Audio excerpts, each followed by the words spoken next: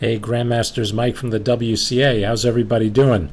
I want to show you a game that one of our students, Jay, played. He actually played it on chesskid.com. So as we go through your games, when you play them on chesskid.com or when you play the notation at WCA, we pick out ones that we think are instructive and really good for you guys, and this is one of them. Again, it's played online. At the end, both players kind of slip up a little bit, and that's pretty common when you're playing online. So don't worry about the end result. But just like we showed you in last week's video, it's really important to understand that most of the learning that you do in chess comes from reviewing your games, not the end result. The end result, the game is already over, right? But along the way, there are lots of little things you should pick up. So let's go through the game and see if you guys can pick up some things for yourself. Okay, I'm going to go quickly through the opening because it starts as a 4 knights, which we've seen a gazillion times, right? So after bishop to b5, which is the correct move for white, remember if this bishop is on c4, we can do the center fork trick. Jay plays a6. Now a6 is playable, but it's probably best, instead of playing a6, to develop this bishop to b4 and do a little bit of copycat until you're castled, because by playing a6 like in the game, you could get into a little bit of trouble if you don't play it exactly right. So what his opponent did was he took the knight, which removes the defender of the e-pawn. It's not the end of the world yet if you follow through correctly. So Jay took back the right way with the d-pawn, and what that does is, you see how it opens up the line for the queen? At the same time, it opens up the line for the bishop, and it's extremely important to do that in openings because the activity of the pieces is so important. Get them out as quickly as possible. Okay, so what happens when they take your pawn, which is what they can do? You have to take advantage of the fact that you have this queen open, and the way to do that would be not to play queen e7, which is the move that Jay played in the game, but to actually play knight takes e4, which looks totally bizarre, right? Because you're giving away a knight for free, but you're not. When they take, you have this cool shot, queen d4, which hits both knights. Now, because they're not both protected, you're going to win one of them back, but you still have to be careful. White's going to castle, and that's going to open up this e-file here, which you need to be extremely careful about. Which knight should you take? Well, you really should take this knight here on e5. The reason is, now when they put a rook underneath your knight, you have a chance to play this move, bishop e6. So even though this knight can move and your queen will be attacked, it really can't move anywhere to do any damage, because if it moves anywhere on this side of the board, your queen can just take it. So believe it or not, you're kind of holding on in this position. This is not so bad. You just have to make sure back here after they castle that you don't take this knight, because if you do, now when the rook attacks your queen, let's say she goes to pick a square, let's say f5, the problem is the knight's going to move and the rook is going to check the king. So it doesn't matter how you cover up the check, you're going to lose this rook in the corner on the next move. Something like bishop e6, then knight takes rook, and white is doing really well here. So you kind of want to avoid that.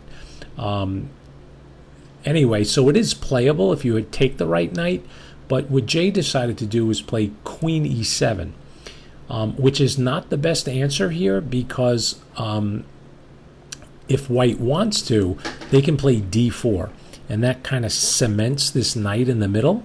And once that knight gets kind of protected by this pawn, it's not easy to get rid of it. Like, you can try to remove the pawn, hoping that they take and win the knight, but white's not going to take you. They're just going to continue developing, and if you should take their pawn, they take back with the queen, everything's protected, and white is up a pawn. Okay, so that's a line you want to avoid. But Jay kind of got lucky, because after queen e7, the knight just went back home, and that allowed Jay to snap off the pawn. Now again, try to get used to the fact that when you see the kings in the middle of the board, See how I'm toggling that mouse cursor up and down? When the E file is open, don't be in such a rush to take things. You know, for example here, you can just castle. And what does that do? Basically, it tells black, you better be careful because your king is in the middle. So if you take the knight, say we take back, you'll see, look at all those lines that opened up, right? You see that taking with the D pawn, that opens the D file for the queen. The bishop has a nice diagonal. The rook already had this file, but without the knights there, the queen could be in danger of getting pinned. Now, of course, you can start to cover up, but after moves like rook e1, your king can't castle, you see, because the queen is covering the d8 square. You could attack with a move like rook d8, but she'll probably slide out to a square like queen e2, and you know, black is a little tied up here, so I think white would be happy in this variation. So let me show you what happened in the game. So after queen e7, the knight just retreats. J took, and instead of castling, black says, white said, let me take you, why not? And J takes back with a check, and now there's no good way to block the check. You could move your king to f1, then he'd lose the right to castle with the rook stuck in the corner, or you can play like in the game, queen e2. So after queen e2, J played a nice move. I like his move. Rather than take and just invite the king out, which again is not bad for white because it's turning into an endgame all of a sudden, J backs up. He played a really good move. He played queen e6, telling white, hey, why don't you take me? This is what happened in the game. Why don't you take me so I can bring my bishop out? Right? So queen e6 from J was a really good move. So white should kind of play the same game and say, you know what, I'm not going to take you. I'm going to play a move like d3. That's going to open up my bishop, and I'm hoping that you take me. Because if I take with my king, you might think it's bad for my king being in the open, but it's not. A pin, not too scary in these kind of positions because, you know, I'll just kick you away, and if you take me, I can even take back with my king. And because this is an endgame, black, which hopefully will catch on and maybe not even castle, maybe just put the king on d7 with the idea of sliding the rook over, fighting for the file. And this is a pretty equal position. The only problem for black being, you know, these doubled c pawns could be an issue much later, but it's not a big deal. So back to this cat and mouse game they were playing. After queen e2, J dropped back and white decides to take. Probably not best because it develops the bishop for free, right? Let me show you some highlights. When you make that trade, do you see that black has these two bishops here? When you have two bishops and there's only one center pawn, see how I highlighted that D pawn? Whoops, I didn't mean to do that. Goodness gracious. When I highlight that D pawn, I'm showing there's only one center pawn left. When there's only one center pawn, that means the center has to be open because there are no center pawns. If there's only one and the middle is open, that favors these pointy guys here, these bishops. So J has the advantage of what we call the two bishops. In an open position, they can be very, very powerful. Well, look carefully. Is this an open position? Yes, it is. So the two bishops gives black a little bit of an advantage here. I'll show you another highlight. The pawn structure for white is better because these four pawns here are kind of, they call them healthy pawns because you have one on every file, and the black pawns are doubled here. So, you know, in some kind of endgame, this could be an issue, but not a big deal here. So J is kind of outplaying white in the opening. White castles, black castles, and I like the fact that black castled on this side of the board because when you have this extra c pawn and you castle queenside, do you see how it gives you a like an extra wall, an extra player here to protect your king? Now white plays knight g5, going after the two bishops, and here is where the game could have gotten really, really interesting. I'm not so sure that I would let white take one of these bishops, because especially this guy, because if I look at the top of the board, I don't see a light squared bishop for white, which means maybe, just maybe, I can do stuff on the white squares that white can't do. So for example, let's say I want to keep the bishop, and I play a move like, well, I have to be careful because this pawn is hanging, right? If I move it somewhere random, the knight might take the pawn and snap off one of my rooks. So let's say I keep track of the pawn and don't let the knight take my bishop. Well, a good player with white is going to come after that bishop with a pawn move, but we can strike back and go after the knight. Now, why the f-pawn? Two reasons. One, it chases the knight away. Two, it kind of takes away any potential rook b2 coming to this square, because this pawn will block out the diagonal. Now, if you get cute here and you play a move like c4 anyway, thinking we can just, do some trading together, that's when the tactics and the in-between moves start. So, for example, you're threatening to take my bishop, I'm threatening to take your knight. Well, what if I just take a pawn?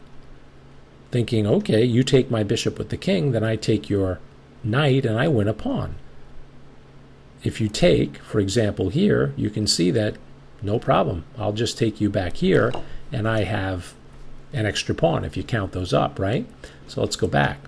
After bishop takes on g2, white can say, okay, no problem.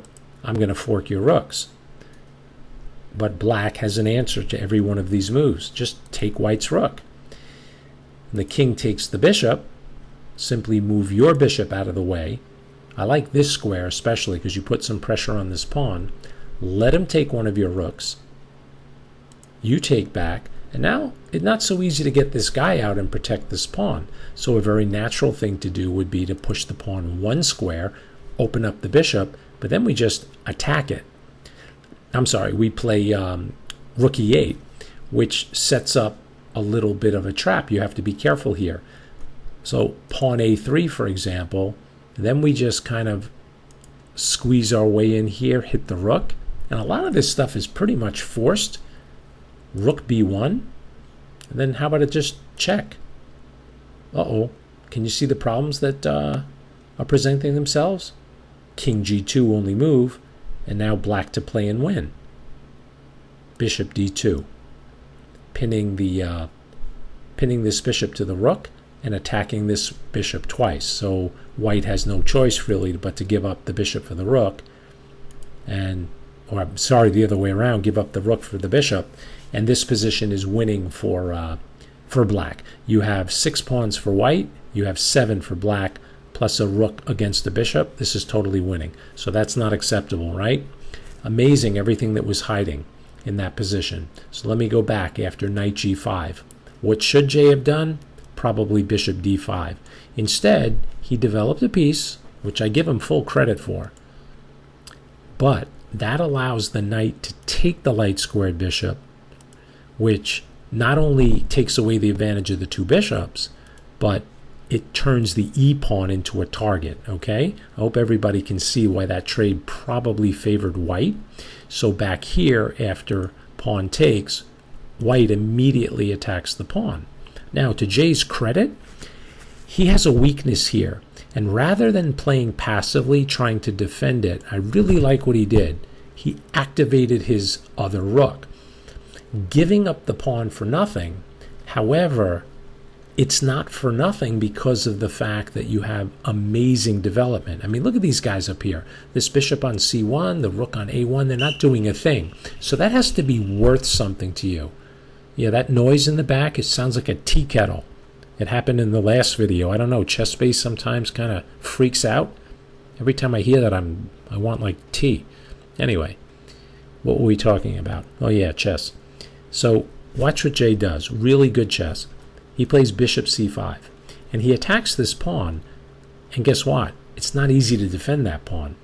His opponent played the move c3 here, and Jay simply took the pawn with the bishop check.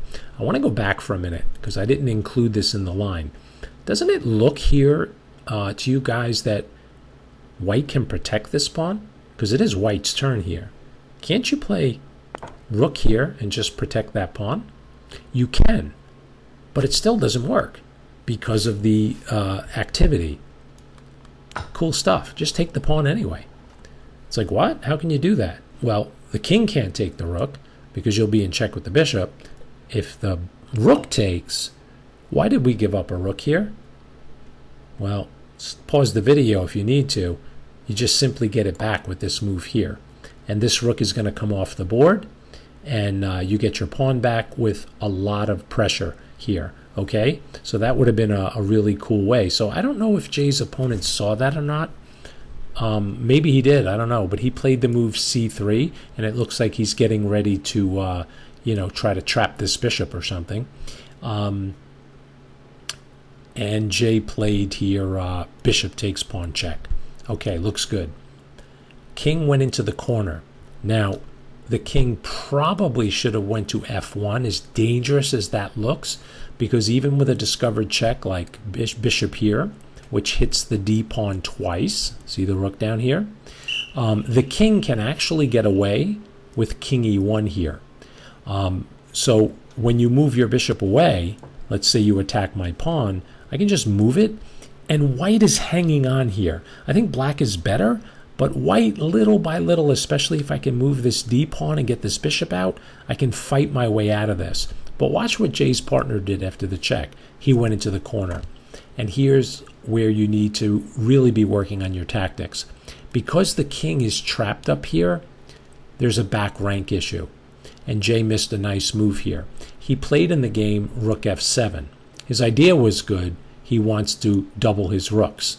However, instead of playing rook e7, he had this awesome move, bishop e3, which puts a lot of pressure on white. Check it out. First of all, you can't take the bishop, because if you take the bishop with the pawn, you're going to get mated.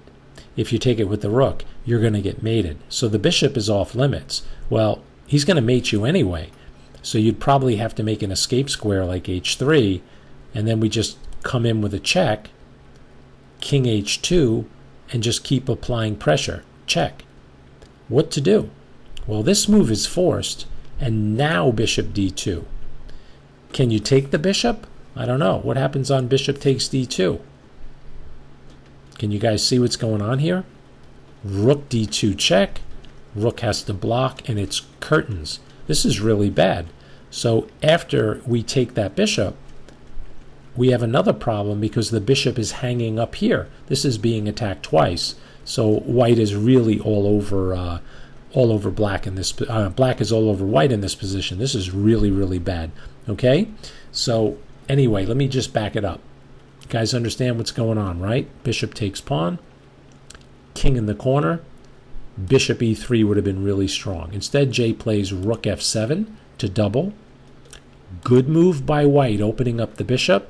And then finally, we double up the rooks.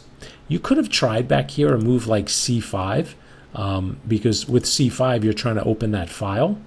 So in case white took, then it's just a simple mate, right? Check on the back rank, you have to block, and then there's your mate. All right, so after d4, Jay doubles up, and then white basically loses the game in one move. I don't know if he was in time pressure. Sometimes with chess kid games, it could be a mouse slip. It's very possible he was thinking of playing bishop to g5, but for whatever reason, he put the bishop on f4, which just hangs the piece. White, to his credit, didn't give up and played g3, and here Jay played rook f3, which is fine. You can try a move like rook f6, trying to trade off. That never hurts when you're ahead, right? So after g3, rook f3, white put a rook at the bottom of the board. And here it was important that Jay not get his pieces caught up there. So he played c5, trying to open things up. King g2 hit his rook and bishop, and everything is kind of hanging here. And then Jay plays bishop e3, which basically loses because of rook takes rook. When the rook takes back, the king took, And here Jay had a chance to keep the game alive, although as you can see he gave up a rook and a bishop here, or his 2-rook advantage for just one, leaving him with this bishop against this rook. So what should black do here? He should probably play pawn takes pawn, which protects his bishop. And if the pawn takes back, you take back here, and you're still alive. You're still alive in this game. If they protect their pawn with b3, you just play king d7 attacking their rook, and you're only down 1 point. You have 5 pawns to 4, but Jay missed that. I mean, that would have been his best chance to hang on. Instead, after the king came out, he played bishop to g1, which loses because the bishop is in a box. You see it? It can't move anywhere, and his opponent found a good move, just king g2, and now the bishop is lost. Okay, there was no way to protect it, and he ended up losing the game. Okay, terrific game. I hope you enjoyed it. You picked up a few things about pawn structure and the e-file with the kings in the middle. It's a long video. It's 21 minutes. So if you hung in this far, congratulations, you win the prize.